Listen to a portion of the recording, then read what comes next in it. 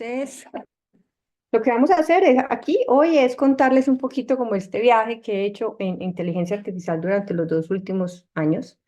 Yo creo que todos, lo mismo que me pasó a mí cuando empezamos a escuchar que la inteligencia artificial era parte de nuestro presente y nuestro futuro, nos sentimos un poquito inquietos y decidimos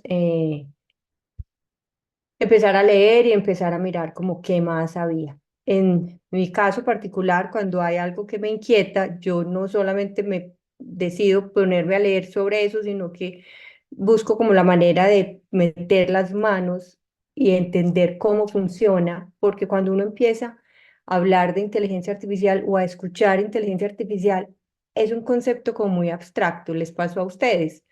Uno empieza pero ¿hasta dónde es un árbol de decisión? ¿Hasta dónde es una red neuronal? Uno como que le cuesta un poquito. Entonces ese fue como el nacimiento de esta aventura.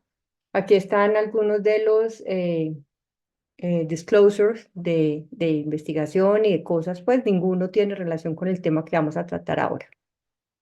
Y vamos a empezar por entender que esto no es algo nuevo. O sea, uno piensa en inteligencia artificial y a todos se nos viene a la cabeza, pues como cuando Google empezó a desarrollar, porque uno siempre se mete en el campo de uno, cuando Google empezó a desarrollar estos programas para detectar retinopatía diabética en fotografías a color, en retina.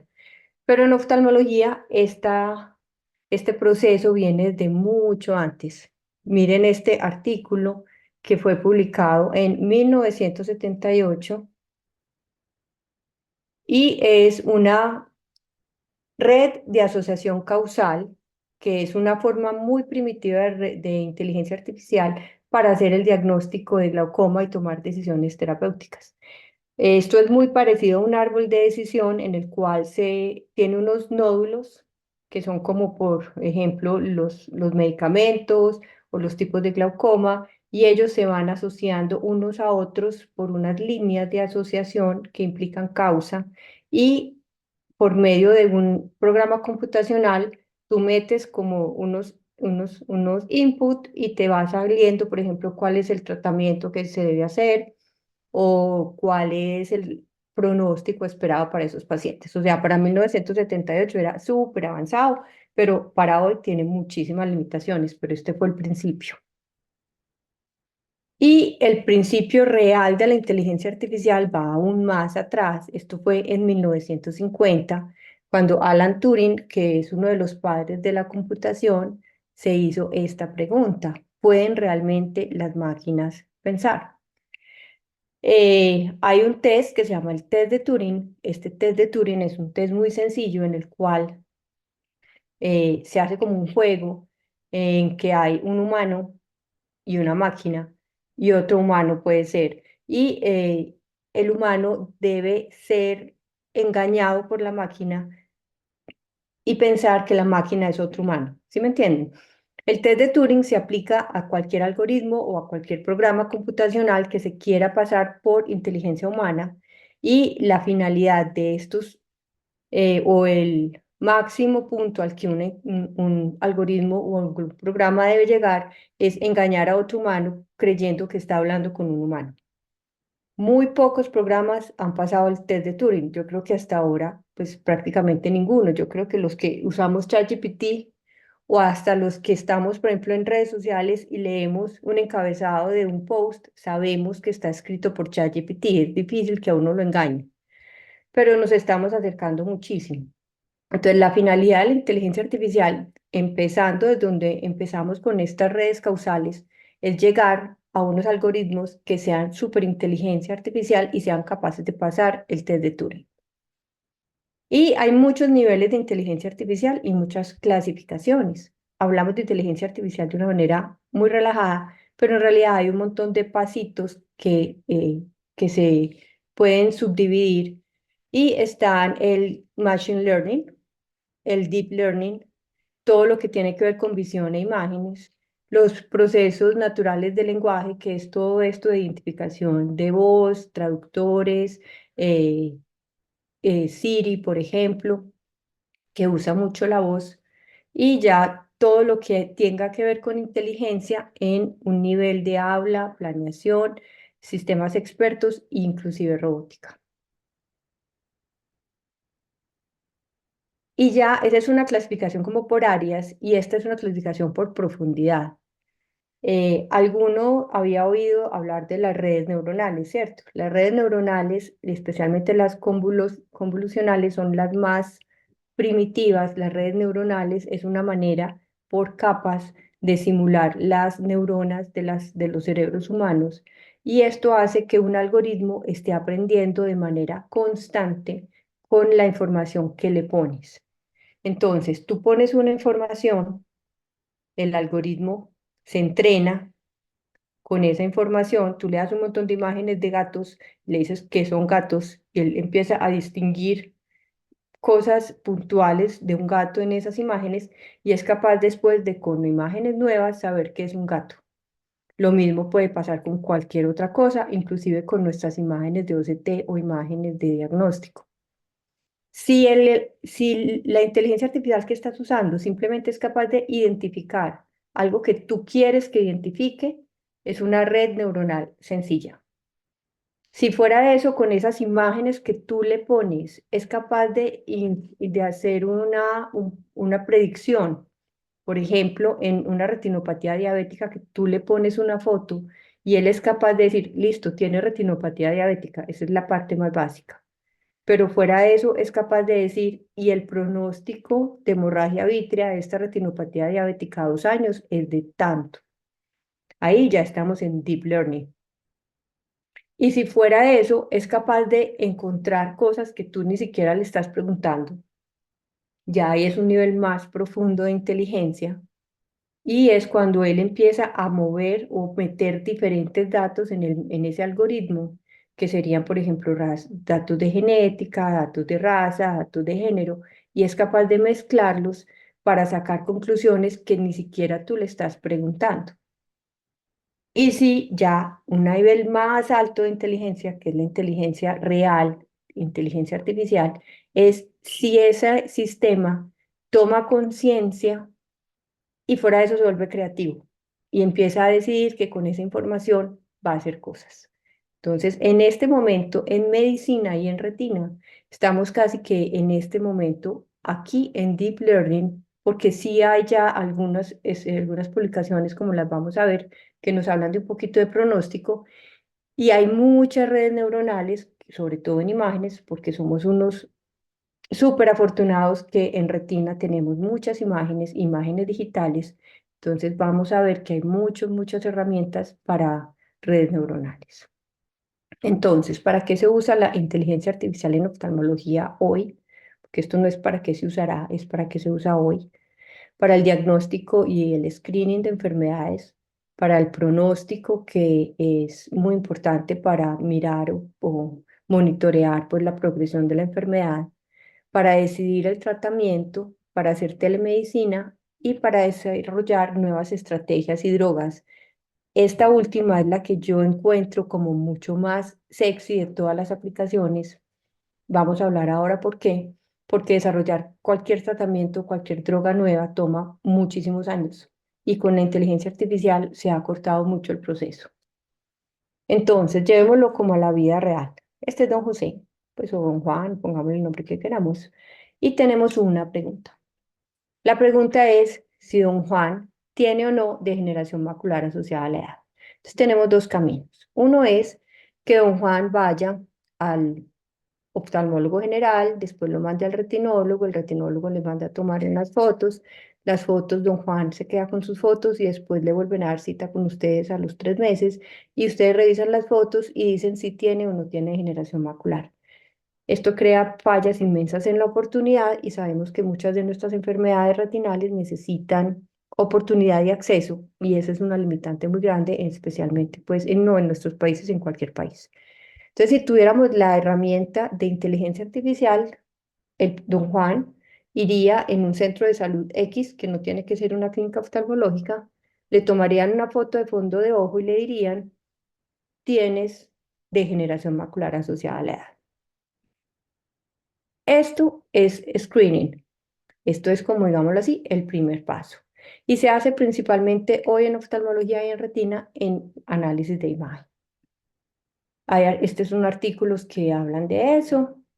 También se ha hecho mucho en glaucoma y en diagnóstico diferencial para segregar los pacientes en diferentes grupos en los que tienen enfermedades de degeneración macular húmeda y de los que tienen degeneración macular seca. Y pues simplemente es como experimentando qué se puede hacer. Este es un ejemplo de la inteligencia artificial en glaucoma. En imágenes usamos inteligencia artificial en tomografía todo el tiempo sin darnos cuenta, y es porque para la segmentación y la definición, por ejemplo, de capas en el OCT y en el angio-OCT y en el OCT de nervio, es necesario la inteligencia artificial. Algunos de los equipos como OptiView ya lo usan, y esto hace que ellos vayan corrigiéndose y mejorándose a ellos mismos en su programa. Entonces, volvamos a don Juan. Si don Juan dice que sí tiene degeneración macular, ¿qué posibilidades hay de que don Juan realmente tenga degeneración macular con los algoritmos que hay hoy en día? Entonces, la posibilidad de diagnóstico, o sea, la sensibilidad o el área bajo la curva de estos algoritmos es sumamente buena. Es del 0,98%, con una sensibilidad promedio del 0,88 y una especificidad del 0,90. Eso es en el estudio que les mostré primero de screening, pero hay que saber, ese es un estudio. Para tener una idea global de en qué estamos hoy. Este es un súper metaanálisis muy chévere que cogió todos estos estudios. Como ven, hay estudios desde el 2012 subiendo hasta el 2020. Y lo que hizo fue como, bueno, lo primero que voy a hacer es examinar la calidad de estos estudios. Como en todos los metaanálisis, examinaron la muestra, se dieron cuenta que tenía una muestra con muy poquitos vías, y después se fueron a mirar la sensibilidad, la especificidad y el área bajo la curva. Y es sorprendente porque así el estudio haya sido muy viejito o muy reciente, en realidad casi todos están por encima del 90%. ¿Qué quiere decir eso? Que si el algoritmo al investigar, analizar después de haber sido creado, alimentado, educado, tú le das una imagen, ese algoritmo es capaz de decirte si esa imagen es sana o si esa imagen tiene degeneración macular asociada a la edad. Entonces volvemos a un Juan, ¿de qué nos sirve eso? Hasta ahora parece como un juguetico, pues como si eso lo hago yo, ¿cierto? Eso lo hace un retinólogo. ¿Para qué necesito inteligencia artificial para hacer eso? Porque eso se mete también ya en un todo lo que son los modelos de atención. Nosotros tenemos hoy una falsa idea de nuestra capacidad de atención a las poblaciones, y es que como atendemos a nuestros pacientes en una base de 1 a 1, sentimos que tenemos una historia grande de éxito como profesionales, pero todos sabemos que en las áreas rurales y en el resto del planeta donde no estamos nosotros como retinólogos, hay muchísimas personas que nunca van a tener acceso a un diagnóstico y que se van a quedar ciegas.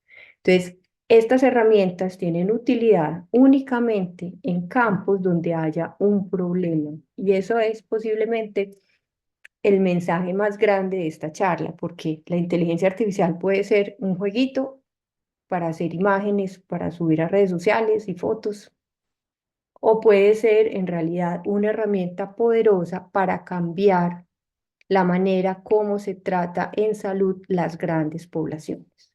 Entonces, cogemos a Juan otra vez, sabemos que hay un algoritmo que es capaz de decir si Juan tiene o no degeneración macular, y fuera de ese algoritmo se puede unir a un software con un árbol de decisión, que sería más o menos esto que dice, pues metes la imagen, subes la imagen, si la imagen es buena, tiene una decisión binaria. ¿Qué decisión binaria es? ¿Tiene o no tiene el problema? ¿O puedo graduar la imagen o no la puedo graduar?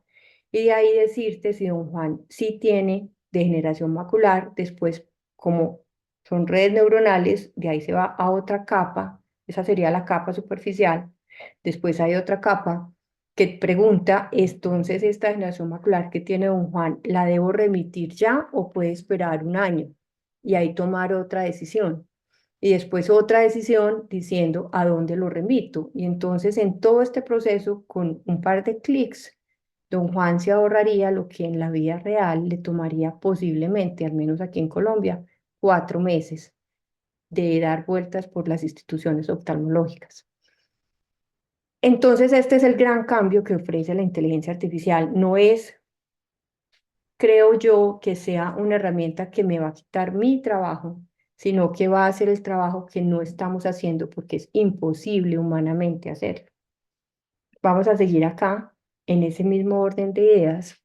En medicina, en casi todo, se supone que el cuidado ocular, aquí está eye care, ¿cómo debería ser? Debería tener una pirámide en el cual la base más grande de la población se recibe su cuidado primario ocular en la comunidad, en el primer nivel de atención. En Perú tienen niveles de atención también. Sí, Alguien que me totalmente. responda. Sí, sí, sí, lo mismo. Muy, muy similar. Y me imagino que los niveles terciarios solamente están en las grandes ciudades o en las cabezas, pues, Sí, departamentales. sí, Así aquí la es. mayoría se tiene que remitir, ¿no? Entonces ahí demoran bastante en el proceso hasta llegar tal vez al nivel más alto, ¿no? Y cuando ya les llegan a ustedes para una terapia antiangiogénica, el paciente tiene una cicatriz así de gigante en algunas ocasiones, sino muchas. ¿Pasa también allá o...? Es muy o- usual. Ujú. Entonces tenemos, sobre todo en eye care, tenemos se supone que debería ser una base grande de cuidado comunitario y los pacientes más especializados llegar al nivel terciario. Aquí en Colombia pasa es que los que tienen dinero llegan directamente al nivel terciario, los que no se quedan atrapados en el primer nivel y nunca llegan al nivel terciario. O si es un asegurador, por ejemplo, público, se llena de pacientes que no necesitan nivel terciario, cambiando gafas y poniendo gotas de ojo seco, y entonces la oportunidad tiene muchísimos problemas. Entonces, tenemos en este momento, pues, una pirámide invertida de atención y por eso somos tan ineficientes. Entonces, volvemos otra vez a don Juan. Aquí hay una explicación más o menos de cómo funcionaría esta red neuronal. Esto es una red neuronal convolucional, aquí ven, y es que se hace, la imagen se analiza y se devuelve en el análisis varias veces, casi que como hace el cerebro con las neuronas, y termina tomando la decisión, una decisión única si el paciente tiene degeneración macular húmeda o seca, por ejemplo. Y uno pensaría que necesitas miles de millones de muchísimas imágenes y que por eso en Latinoamérica nunca vamos a hacer eso, porque necesitamos una base de datos como las que tienen en Inglaterra o una base de datos inmensa, pues como las que tienen en Estados Unidos o en el Bascom Palmer. Pero aquí viene la noticia innovadora y es que nuestras imágenes digitales no son fotos, son paquetes de datos y los paquetes de datos se prestan para hacer una cantidad de procesos de imagen y donde nosotros vemos una imagen, esta red neuronal puede ver hasta 100 imágenes. Las flipea, las acerca, las aleja, las pone para un lado, las pone para el otro. Hace un montón de flips y resulta que con menor número de imágenes, hoy en día, con el poder que tienen los algoritmos, el poder computacional que tienen los algoritmos, se logran resultados como se lograron hace un año con 13.000 imágenes y ahora se logran con 142 ojos, como este estudio que está aquí. Este estudio fue el que nosotros nos animó, porque nosotros decíamos, "Hijo de madre, nosotros nunca vamos a tener 13.000 OCTs organizados, limpios y listos". Pero cuando vi este estudio, yo dije, pues si ellos pudieron hacer eso, hagamos el ensayo nosotros con las OCTs que podemos recoger en un mes y miramos qué pasa. Entonces, este es un estudio que con una red neuronal fue capaz de hacer el diagnóstico de degeneración macular seca y diferenciarlo de pacientes sanos. Ese fue el goal o la meta de este grupo de investigación. Aquí profundizo un poquito más lo de Big Data, porque hasta hace unos, no años, hasta hace unos meses, se necesitaban muchos datos y se necesitaba que esos datos fuera de eso, fueran muy limpios, estuvieran muy bien organizados, estuvieran muy bien ligados a datos demográficos, no solo imágenes sueltas, sino a datos demográficos. Y esto hacía que todos estos procesos de alimentación y entrenamiento de las redes fueran muy lentos. Entonces, antes, para que un algoritmo reconociera un caballo como caballo, un gato como gato, necesitaba muchísimas imágenes. Hoy en día se puede hacer lo mismo con set de imágenes muy poquitas. Y fuera de eso, les tengo como una noticia, y es que en MIT ya se desarrolló el primer algoritmo que es capaz de aprender como aprenden los bebés de manera no supervisada. O sea, un algoritmo normal, tú le das un montón de datos y le dices, este es un paciente con retinopatía diabética, este no, este sí, este no, este es grado 1, este es grado 2, este es grado 3. Y él aprende de eso y los identifica. Pues ya hay algoritmos que pueden identificar imágenes, tú contándole cómo se ve la cosa, pero sin haberle mostrado ni una sola imagen. Así es como aprenden los bebés. Si tú tienes un bebé y le dices, un niño pues de 6 años, digo yo un bebé, pero en realidad de 5 o 6 años, un unicornio es un caballo que tú ya has visto caballos, pero es rosado y tiene un cuerno aquí blanco. Él nunca ha visto un unicornio, pero tú le muestras una foto de un caballo y de un unicornio y él ya sabe diferenciar cuál es el unicornio y cuál es el caballo sin haberlos visto. Lo mismo está pasando con los algoritmos en este momento. Entonces, el número gigante de datos ya no es una limitante para uno alimentar algoritmos y recibir las respuestas que uno quiere recibir. Siguiendo como con lo que hay, ya pasamos pues de screening y de diagnóstico a pronóstico, y esta es la parte más bonita de la inteligencia artificial. ¿Se acuerdan todos ustedes que cuando Google sacó eh, su programa, ¿cómo era? El DX, algo, no me acuerdo? Se sorprendieron porque era capaz de saber qué foto era de un hombre y qué foto era de una mujer, y los humanos nunca nos habíamos dado cuenta viendo la foto, el fondo de ojo, si era hombre o mujer. ¿Se acuerdan de eso? Sí, sí, llegué a ver eso. Entonces, eso lo hace porque él ve cosas diferentes a nosotros, porque él se va al píxel y al dato y no necesariamente a la imagen. Y encontró que había una diferencia y una separación mayor en las venas y las arterias de los hombres que las mujeres en ciertos cuadrantes de la retina, y por eso los diferencia. O sea, nosotros jamás, los humanos normales, nos hubiéramos dado cuenta de eso. Entonces, con la predicción pasa lo mismo.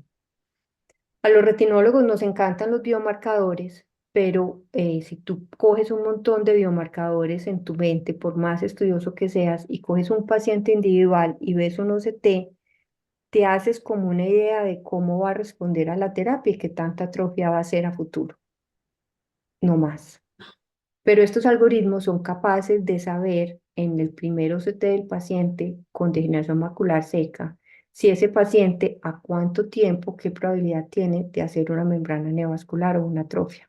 Y eso ya es un game changer, pues ahí ya, porque ya tú puedes separar ese grupo de pacientes de alto riesgo de los demás y citarlos con mayor frecuencia, por ejemplo. Entonces, estos son estudios que ya nos pasamos de la red neuronal a la parte de deep learning y empiezan a hacer predicción.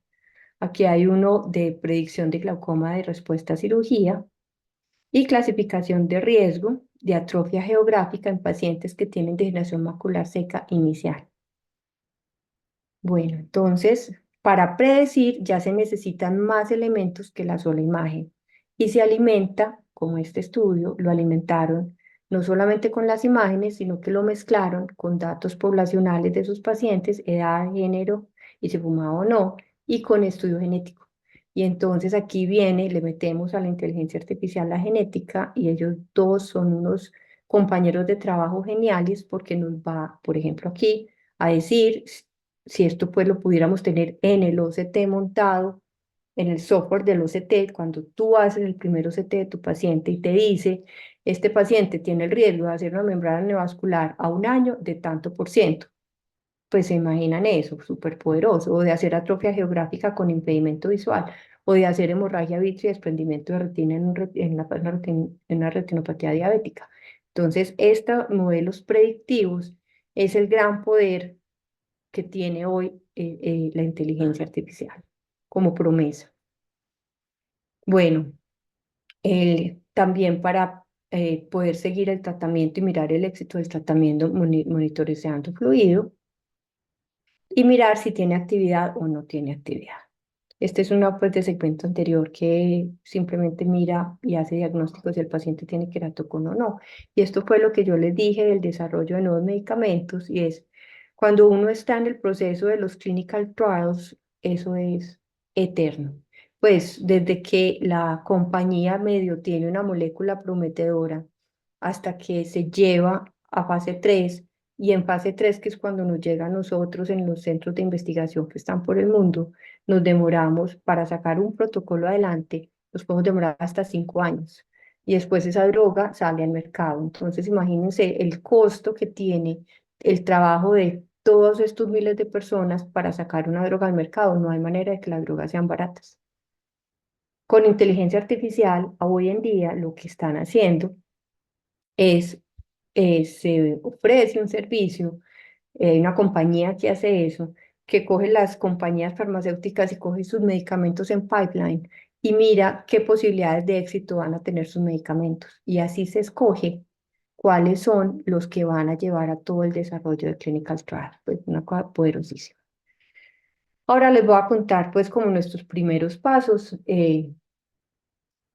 Yo creo que a todos nos va a llegar servicios de otros países cuando empecemos a hacer eso, pero en todo caso fue divertido desarrollar nuestro propio algoritmo.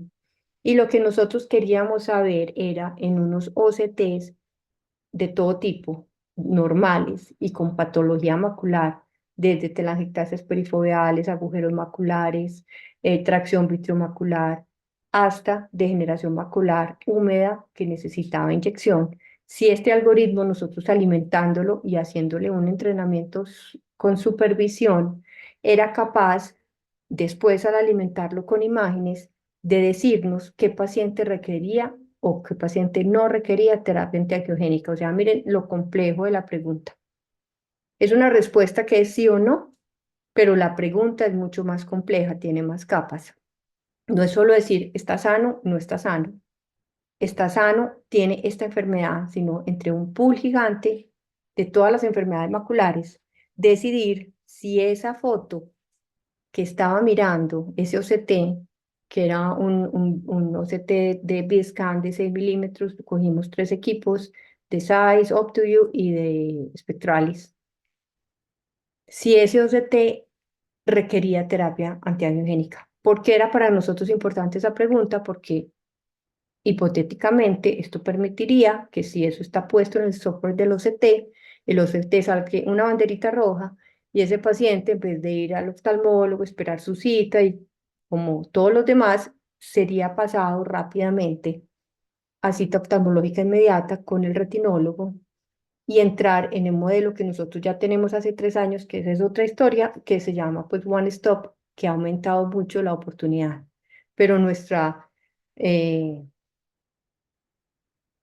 ¿cómo es que se llama? Nuestro embudo, el problema nuestro es precisamente en la llegada a nosotros del paciente. Cuando el paciente ya llega a nosotros en nuestro modelo, ya tenemos como todo organizado para que el paciente no se retrase, pero el problema que tenemos, el cuello de botella, es esos meses mientras el paciente llega a nosotros. Entonces la idea era, pues teórica, poder tener OCTs que hicieran estas imágenes o que los médicos pudieran subir las imágenes a una plataforma y inmediatamente te diga, requiere terapia, mándalo ya. Vamos todos ahí.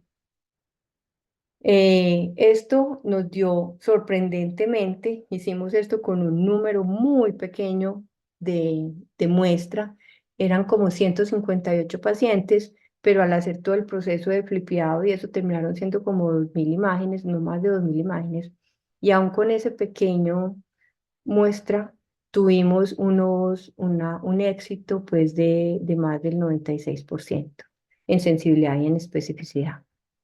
Y así era como funcionaba. Teníamos un OCT, eh, le enseñamos al equipo previamente con esos 158 pacientes. Esta es una imagen que no requiere terapia. Él procesa la imagen, aprendió de la imagen en su red, se entrenó y después le hicimos una validación y daba dos respuestas. ¿Necesita terapia? No necesita terapia. Y aquí les voy a mostrar unos pequeños ejemplos de pacientes. Ahí como está ese volumen muy alto. Bueno, ni modo. Entonces miren este, por ejemplo, dice que sí requiere terapia con un 100% de seguridad de que sí la requiere. Este pues es un edema macular por una oclusión venosa.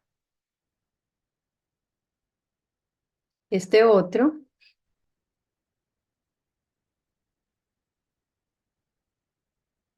dice que no con un 64%. Es una membrana epirretinal que no se inyecta, pero él sí es capaz de darse cuenta que no requiere inyección. Él o ella, pues le podemos decir ella. Mira, aquí sabe que no requiere inyección con una seguridad del 100%.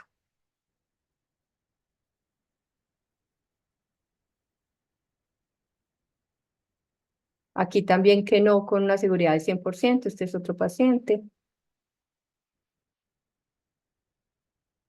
Este otro es divino porque mire que tiene tubulaciones, una membrana vascular fibrosada crónica y nos dice que no requiere inyección. Era capaz de diferenciar las tubulaciones del fluido subretinal e intrarretinal.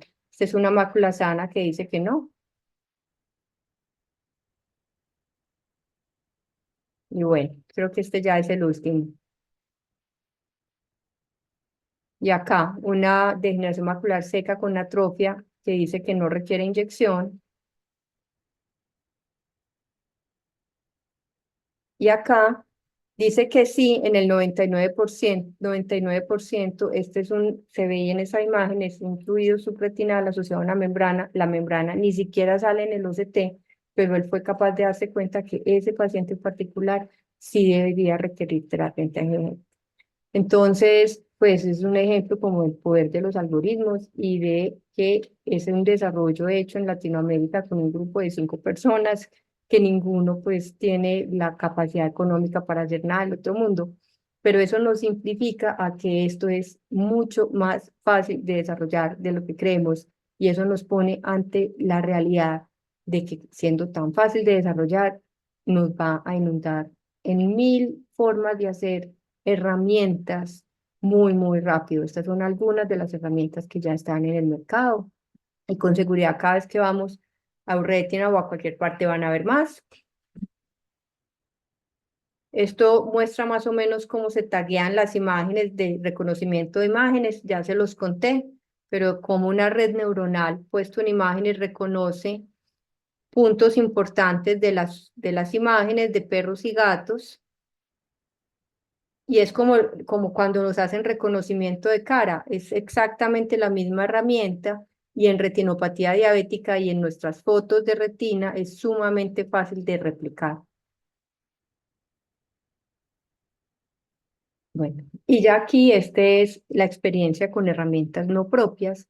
Nosotros tenemos un centro en Cali y allá hacer screening para encontrar los pacientes de retinopatía diabética en la comunidad es muy importante porque tienen muy poco acceso a los centros oftalmológicos. Es un poquito diferente a la realidad que tenemos en Medellín. Entonces tenemos un programa de screening poblacional y se hace con este programa, que es un programa comercial, el iArt, que se le pone a una cámara pues, handheld de Topcon y que nos permite diferenciar el paciente que debemos remitir de manera inmediata del que no.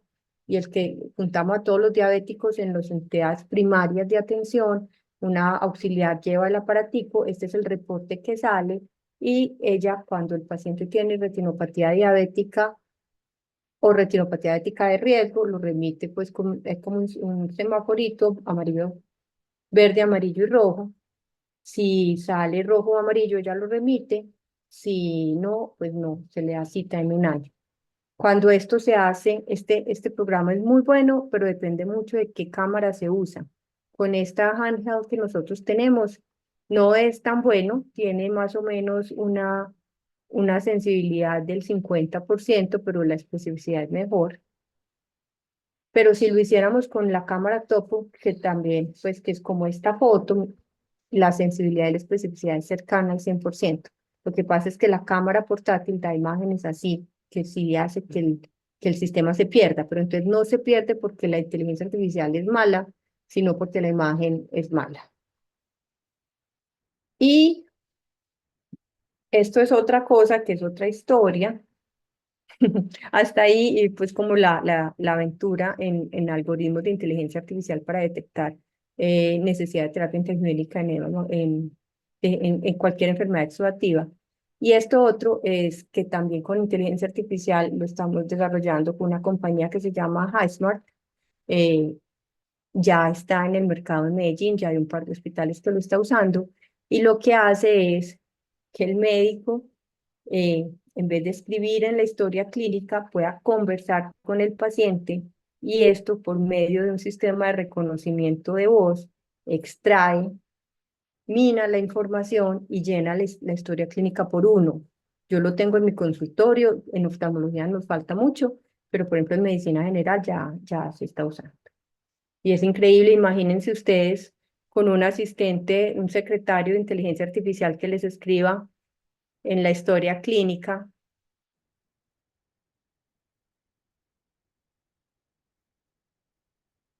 Entonces no es que sea un dictado, sino que usted conversa con el paciente, ay, doña Flor, ¿cómo está? Qué linda su casa. Él no pone eso en la historia, sino que pone motivo de consulta, enfermedad actual, medicamentos, alergias, y lo saca de la conversación que tienes con el paciente. Tanto que al final te pone los diagnósticos con código y todo, pues es una cosa súper chévere, está en evolución, pero eh, es la inteligencia artificial. Entonces, con un gran poder viene una gran responsabilidad, eso lo sabemos. Y sabemos también que va a cambiar, queramos o no, la manera como trabajamos. Yo creo, soy una convencida, yo soy una positivista, pues creo que siempre el futuro y el presente que vivimos es mejor que el pasado que tuvimos hacia atrás y que vamos a tener la capacidad de hacer diagnóstico temprano, mejorar nuestros diagnósticos, personalizar los tratamientos, hacer monitoreo remoto y reducir nuestra carga de trabajo para bien, porque con esta segmentación de los pacientes vamos a estar ahí para el paciente que realmente nos necesita. Este es el grupo de trabajo. El grupo de trabajo incluye a una parte técnica, que son Laura y José, estudiantes de medicina, y también mis compañeros de siempre, mis partners in crime, Juan Gonzalo y Carolina. Y esto era todo lo que tenía para conversar. Y ahora se abre del debate. Excelente. Muchísimas gracias, Claudia. De verdad que ha sido súper ilustrativo ver cómo se animaron a dar inicio al desarrollo de inteligencia artificial, como menciona, sin grandes recursos económicos, pero con unas mentes brillantes allí, con mucha experiencia en investigación y mucho ánimo de ser los pioneros en esta rama en Latinoamérica, y haber desarrollado este tipo de inteligencia artificial. La pregunta que yo te haría es si esto está disponible, esto que desarrollaron, ya está disponible, tiene alguna licencia. Sí, entonces el algoritmo está listo, pues el algoritmo está maduro. Lo que pasa es que eso hay que montarlo en una plataforma. La idea, o sea, la fase 2 es tener toda la parte del, como el front, ¿cómo se llama eso? El front, ¿qué? Mira, pues se me fue la innovadora, que bien me se le olvidó cómo se llama. El back end y el front end. Entonces todo el front end no se ha diseñado porque eso cuesta mucho dinero y se nos acabó la plata. Entonces, esto lleva literalmente encajonado unos 6 meses, esperando que haya el dinero para poder diseñar el front-end.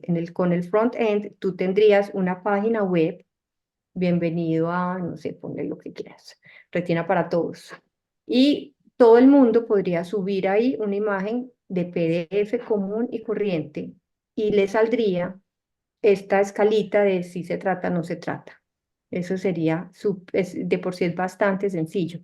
No se ha hecho porque no tenemos los recursos y en el fondo, Manuel, eso nos va a llegar.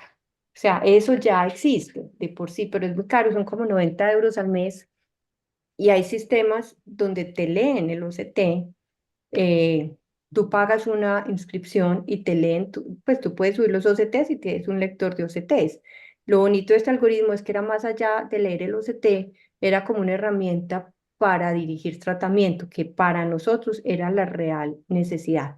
Cuando uno piensa en inteligencia artificial, solamente tiene sentido si tú tienes una necesidad. O sea, si no tienes una necesidad que tienes que mejorar, si no tienes un problema que quieres mejorar, no necesitas esa vaina. Entonces nosotros teníamos ese problema, el del cuello de botella, y por eso hicimos esto. Pero ya hoy, si tú quieres, hay servicios que te venden por una mensualidad y tú subes los OCTs y ellos te dicen o te miden fluido o te hacen un montón de mediciones que son súper pro, pues para investigación o para tu propio paciente. Y eso nos va a llegar. Entonces, pues como que no, nuestra intención no era crear pues como una nueva compañía para desarrollar esto, entonces lo dejamos así, pero sí deja el mensaje de que si nosotros lo hicimos tan fácil, lo puede hacer cualquiera. O sea, esto es ya y va a estar a disposición de nosotros, seguro. Si nos vemos en 2 años en algún congreso, todos van a ver un montón de stand donde nos van a vender servicios similares. Pues yo me imagino que los equipos van a venir con Con eso, eso. Topcon. Claro, la cámara de Topcon. Topcon invirtió muchísimo, muchísimo y en el último árbol ellos ya están patentando que la foto a color de Topcon de una vez te dice si el paciente tiene retinopatía diabética o no. Entonces, eso ya es una realidad. Eso pues está, si no ha salido ya, está por salir. Sí, es lo que se viene en todos los equipos. El OCT, todo va a traer el lector. Yo creo que acá lo que va a cambiar un poco es los algoritmos que algunos investigadores puedan ingresar o licenciar para estos equipos, como por ejemplo el reporte de Hood en el Ujú, OCP de Topcon, que es lo que hablabas, que es algo que creó un científico y que Topcon lo tomó y lo licenció y lo tiene en sus equipos, ¿no? Eh, ujú. Tenemos una pregunta del auditorio, del doctor Charles Conde.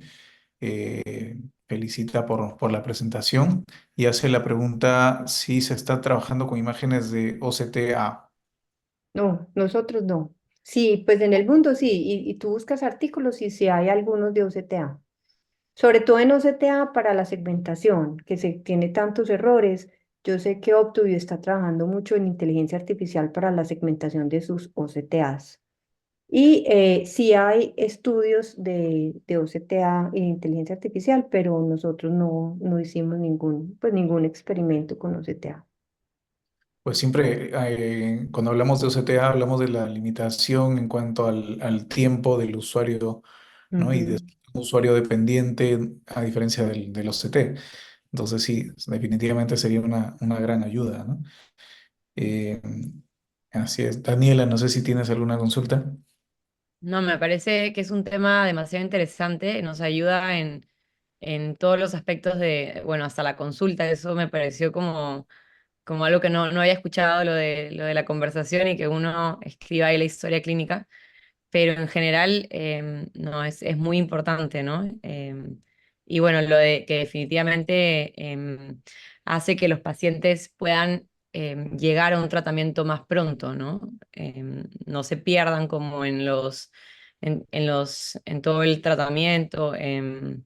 No, eso, me parece muy importante. Sí, Daniela, lo real aquí y cómo uno puede ver la inteligencia artificial como sin aprensión y sin miedo, es que tenemos muchas necesidades que no hemos podido satisfacer en la atención a los pacientes y que la inteligencia artificial va a llenar esos espacios.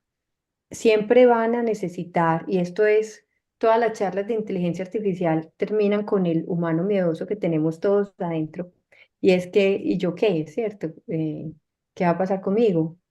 Pero mira que si la finalidad es hacer mi trabajo mejor, lo que tenemos que hacer es, y que definitivamente sí va a pasar, se van a separar los profesionales en los que se acomodan al nuevo sistema y a los que les da más trabajo.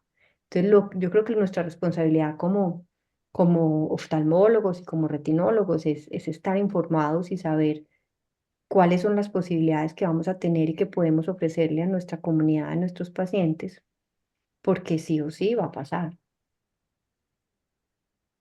Sí, definitivamente es algo que ya es una realidad. Sí. Y Y mira, por ejemplo, lo de HighSmart, es en vez de enfriar la atención, la humaniza. Cuando yo lo uso en mi consultorio, yo no le quito los ojos. De por sí, nosotros tenemos escribas para, nosotros cuando fundamos las clínicas decimos, el doctor no debe quitarle los ojos de encima al paciente. Nuestros oftalmólogos no tocan el computador porque tienen un secretario humano escribiendo. Pues eso vale un burgo de plata.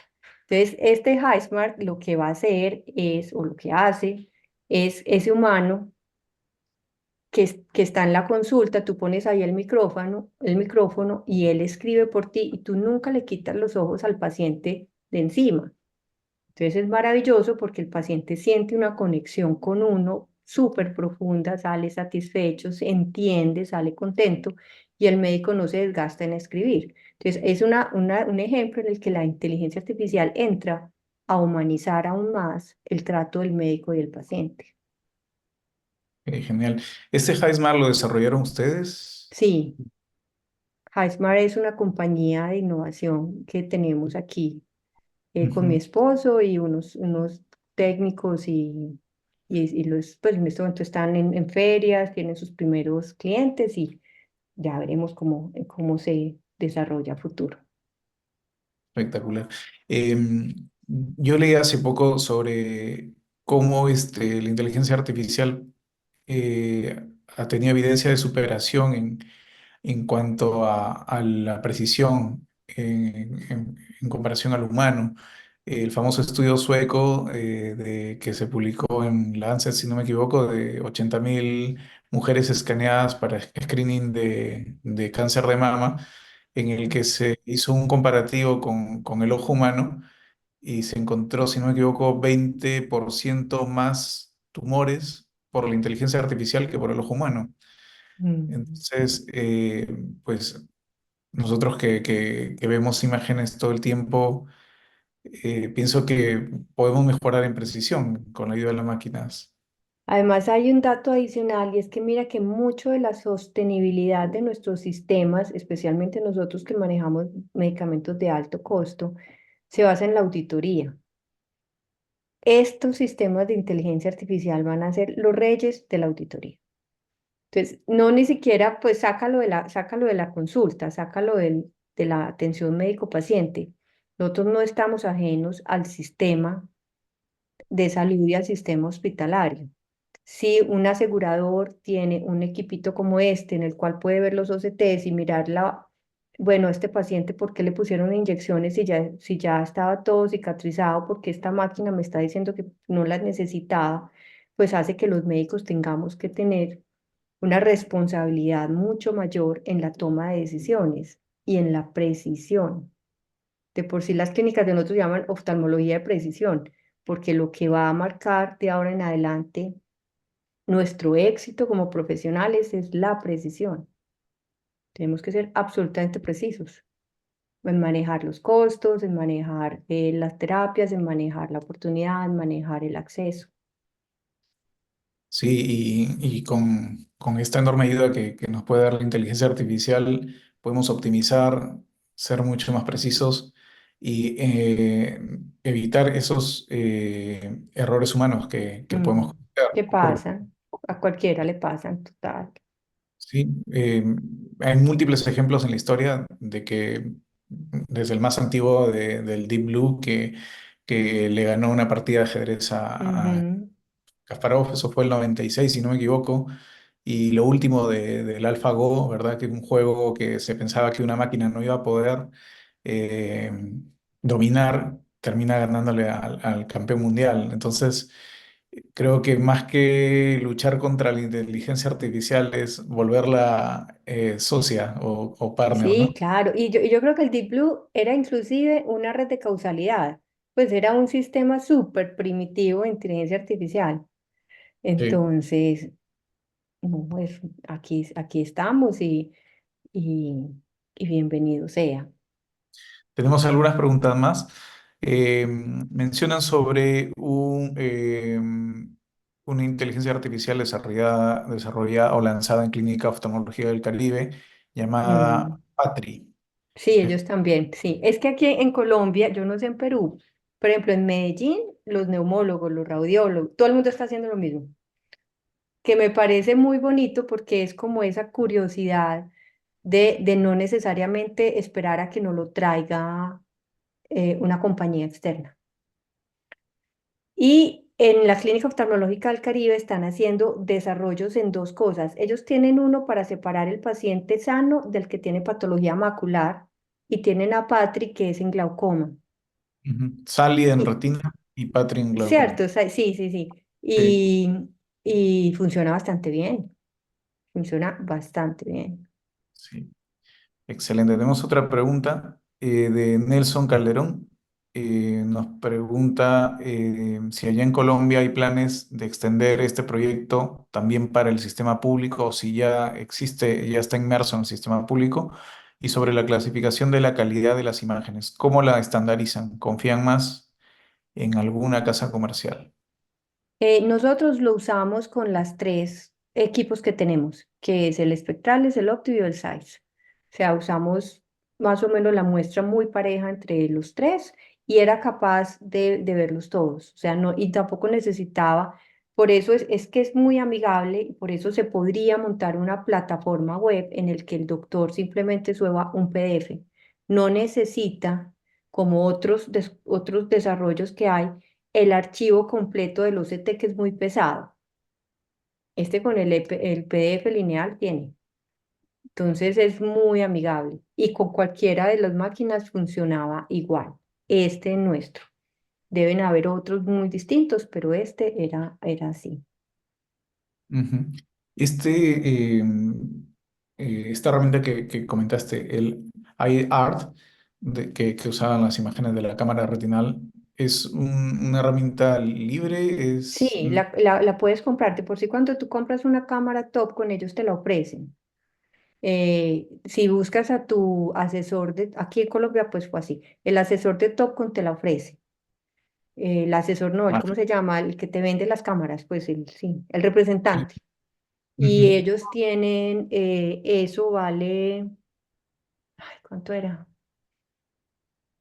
Pues tú pagas como una sola cosa o había una opción también como de pagar una mensualidad, pero sí, ellos, eso viene con Topcon. Las cámaras Topcon hoy en día ya lo tienen para Ah, hacer screening de retinopatía diabética solamente. solo funciona para retinopatía diabética. Sí. Genial. Bueno, y algunas preguntas mías. ¿Ves alguna amenaza o riesgo cuando esto pueda escalar a una superinteligencia, si es que se lo permiten? Porque sabemos que la Bueno, superinteligencia yo creo que el ya mundo tiene se otros niveles. divide, sí, el mundo se divide en dos tipos de personas. Todos usan ChatGPT ya, me imagino, ¿cierto? Sí. Sí. Sí. Entonces, el mundo se divide en dos tipos de personas, eso dicen. Los que le dan las gracias a ChatGPT y los que no. Cuando ChatGPT, donde hay un buen restaurante japonés en Manhattan, entonces te dice y vos le decís gracias. Y los que no, yo le agrego algo más. De los que dicen gracias, hay otros dos tipos de personas. Los que son simplemente súper empáticos y agradecidos y no son capaces de no decir gracias cuando reciben algo. Y los que dicen, pues es mejor que esta inteligencia me tenga en su lado chévere, de que yo fui querido con ella y le daba las gracias, porque si se toman el mundo, pues mejor que nos tengan, que no nos tengan en la lista negra. Entonces, esta es una forma de decir que siempre va a haber riesgos. La superinteligencia, yo creo que sí se puede lograr técnicamente. Técnicamente se puede llegar a unos niveles de conciencia muy similares al humano.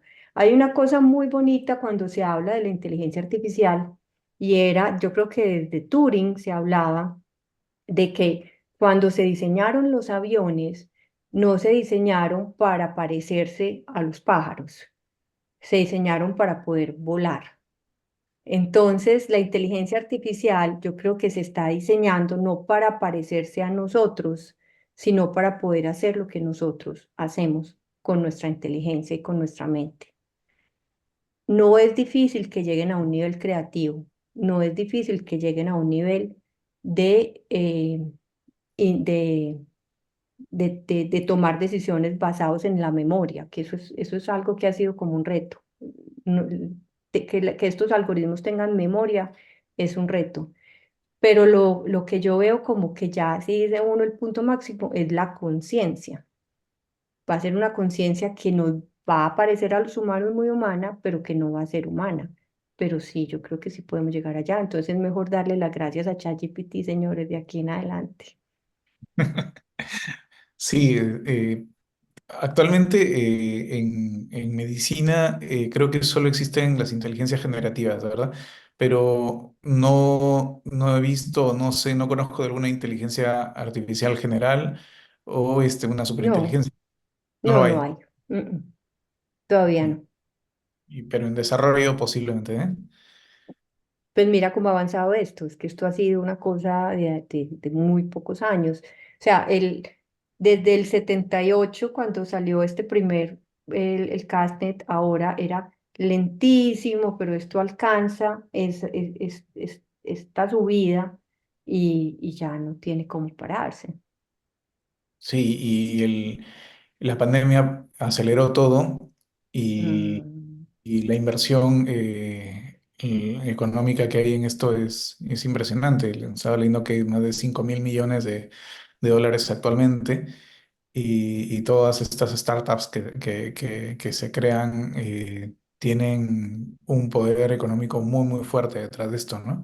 Y sabes también que, Manuel, el hecho de que ya el conocimiento no es no es privado. O sea, casi todas estas startups comparten conocimiento desde muy tempranas fases de desarrollo. Antes se creía que tener el conocimiento como el secreto de la compañía era uno de los valores más importantes. Ya ahora el valor más importante es saber con quién compartir. Entonces, toda este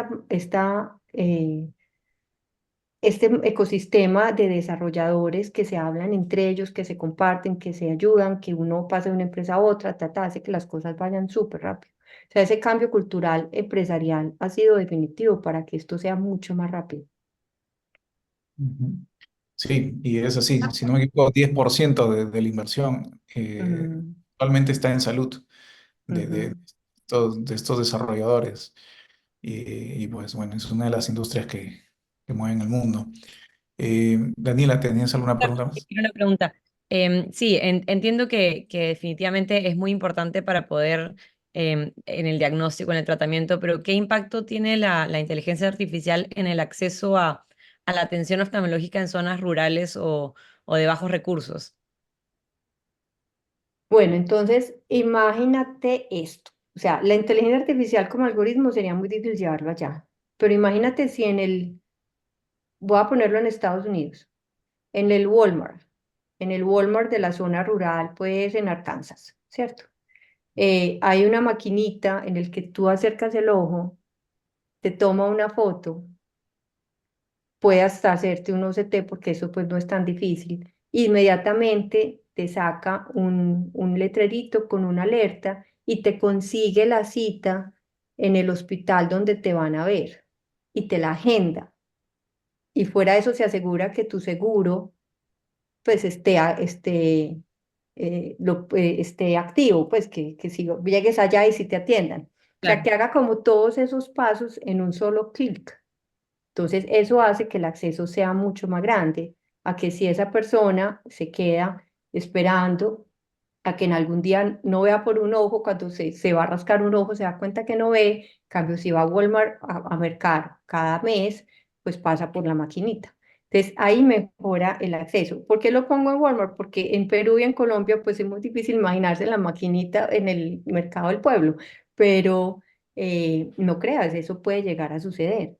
Entonces es tener todos estos dispositivos de screening. No sé si ustedes se han dado cuenta que también ya hay, por ejemplo, en muchos supermercados aquí en Colombia, están las máquinas de toma de presión arterial. Entonces es sacar algo tan sencillo, sacar de el doctor de ojos y de la clínica de ojos el paciente con problemas oftalmológicos.